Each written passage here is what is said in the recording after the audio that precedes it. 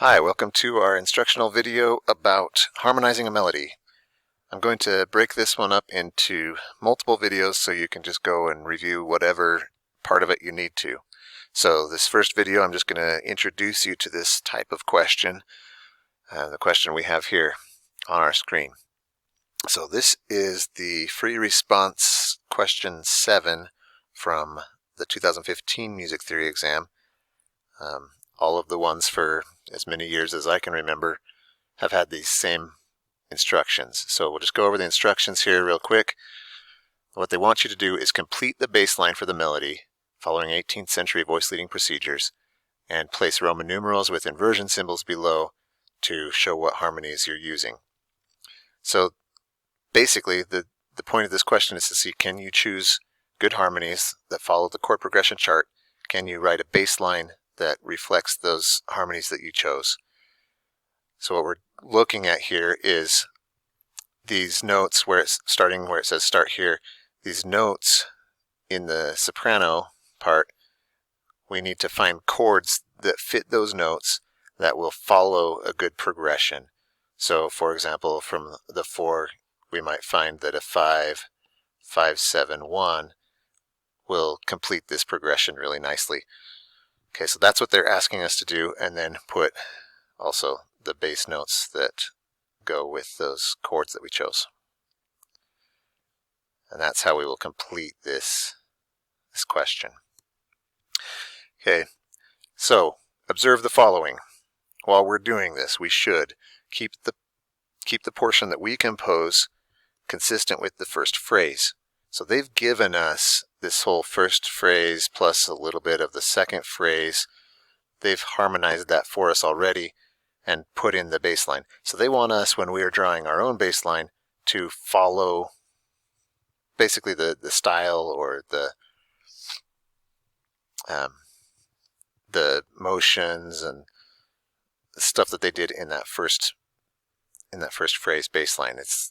They gave us the first phrase plus a half to kind of see the style that we should follow.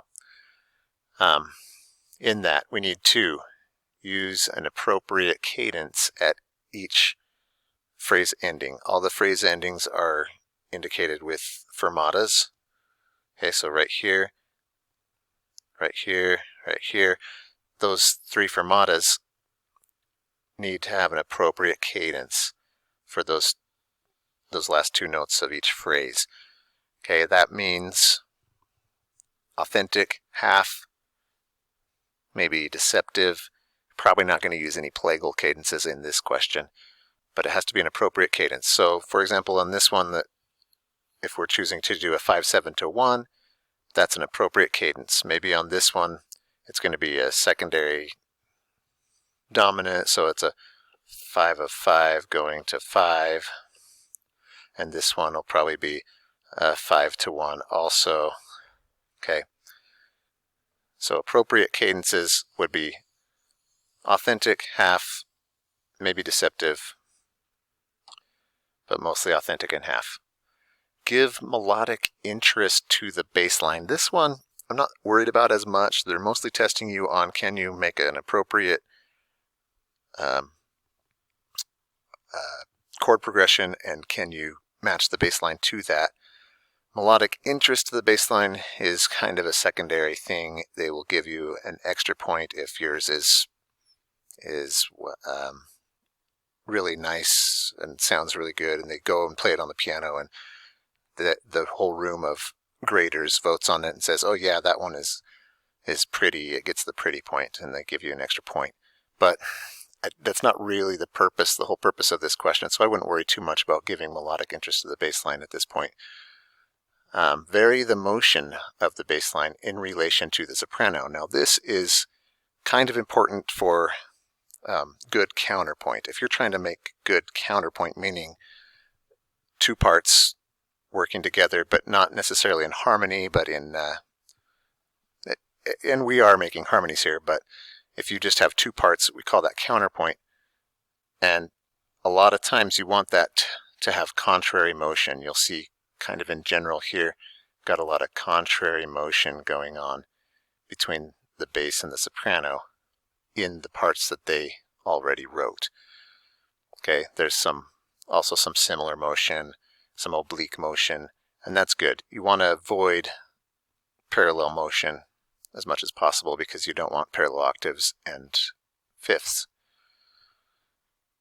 And use mostly quarter notes. You may use half notes to eighth notes, those kinds of note values. I would just say use the rhythm in the bass that the soprano has, unless they're eighth notes. So I've got quarter notes harmonizing these quarter notes, a half note harmonizing that half note. If they have eighth notes in the soprano, I'd probably just harmonize that one with a quarter note. We're going to assume that that second eighth note is a passing tone and just harmonize with a quarter note. And then I probably wouldn't embellish anything in the bass line any further than that, like they did here with these passing tones. Okay. If you're going for the pretty point, maybe you would add some sort of embellishing tones, but generally you're just going to run into more problems trying to add embellishments than it's worth. And then this last consideration here is not to notate the alto and tenor lines in this. If I have another note in here,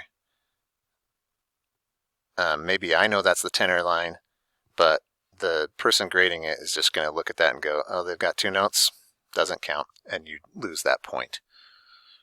Okay, so that's our introduction. That's the instructions we have for this question. Go ahead and tune into the next video to start working on harmonizing a melody.